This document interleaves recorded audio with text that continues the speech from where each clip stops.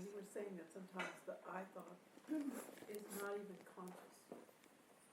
So my question is, how do you make it more conscious? Yes. More aware? Yes. Because it's so sneaky. Yeah. And it creeps in all the time. Yeah. And it's like, how is it that you don't continually, habitually give it the juice? Yes, yes. How to make the I thought more conscious. Right, yeah. Well, you know, you love the truth. You're a truth lover, and you say yes to that. You're saying yes to just, I want to live the freedom. I want to live the happiness. I know it's somehow the message came to you that it's possible. And so you say yes to that, and by saying yes to that, you're already on that path where the unconscious quality of the I thought is starting to be revealed. So it's already happening as soon as you turn your attention to your love for truth. You acknowledge your love for truth rather than just continuing to sort of be in your mind.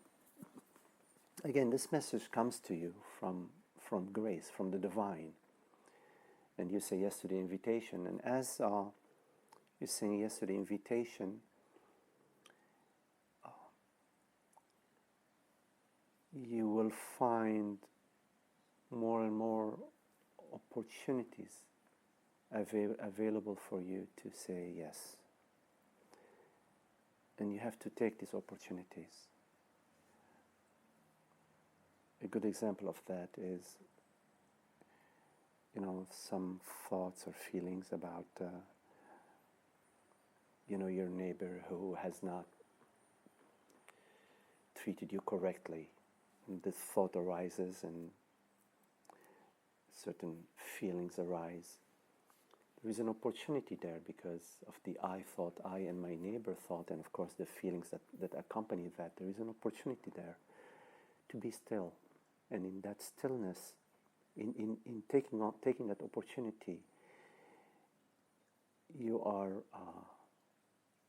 saying yes to grace, and you are revealing the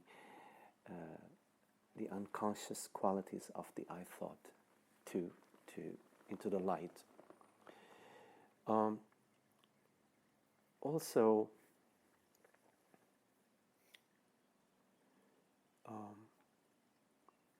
you can keep the right company. Stay in the company of truth lovers, the Sangha. Of course, in your life you have to frequent everybody at work, at the grocery store, and so on. But be a little bit discriminating in the company that you keep. Be discriminating in the language that you use, and be discriminating in how you move around, how you move about in the space.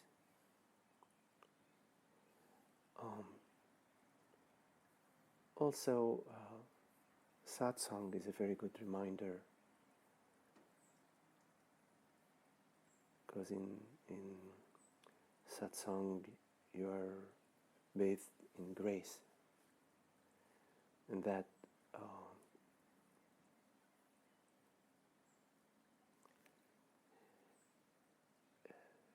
helps in establishing the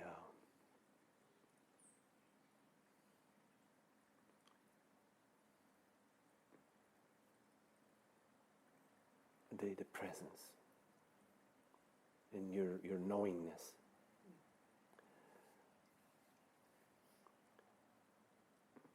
And also to to be attentive, to live in attention, but not an attention that is focused on anything, but an open attention.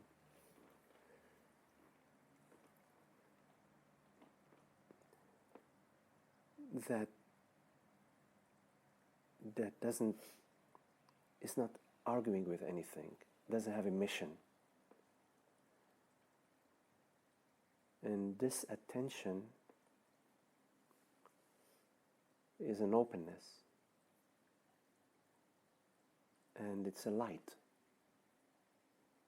that brings all the shadows into clarity.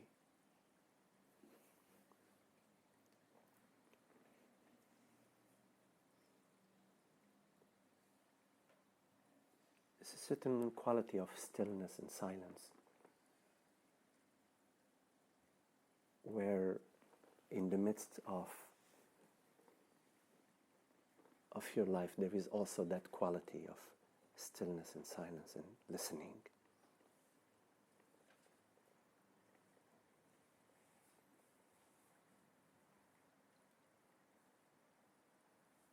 And then it grows on you.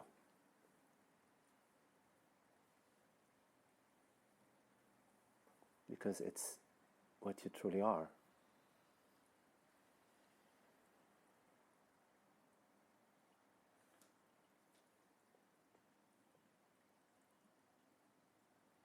What's also helpful is in paying attention to your bodily sensations. Because the body speaks a slight different language than thought. It's, in a way, it has more of a, it has a wider span than thought. Thought is more etheric than a bodily sensation. So when you turn your attention to the bodily sensation, when it isn't an open field of presence,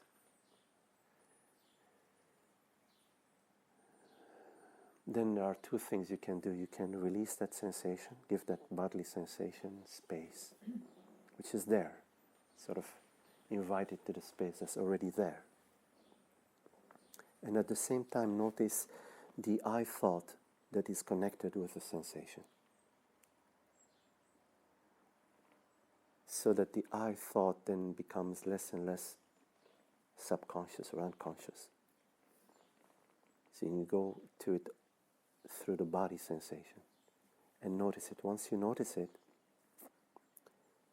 then you rely on your understanding, which is there. Understanding sort of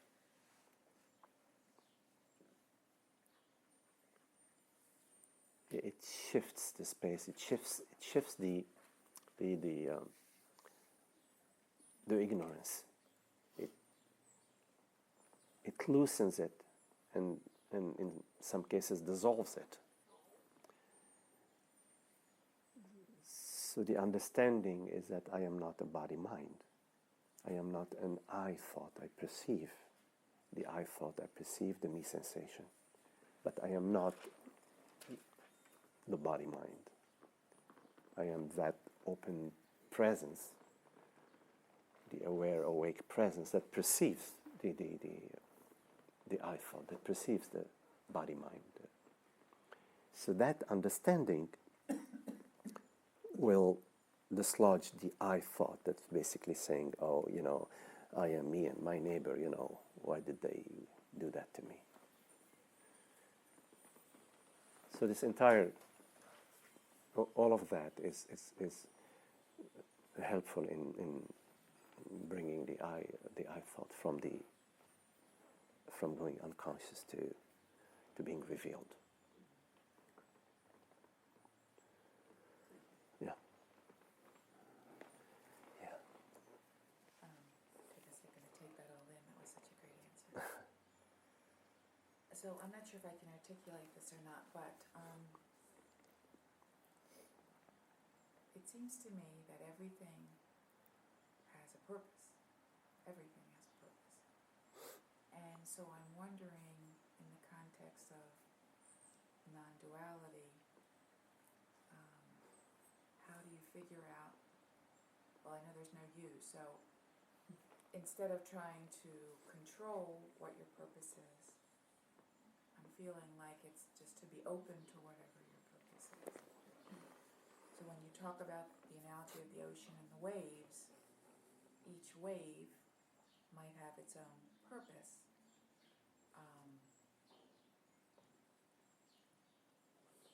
So, I mean, that's my question. So what is the purpose of the wave? Right. Yeah.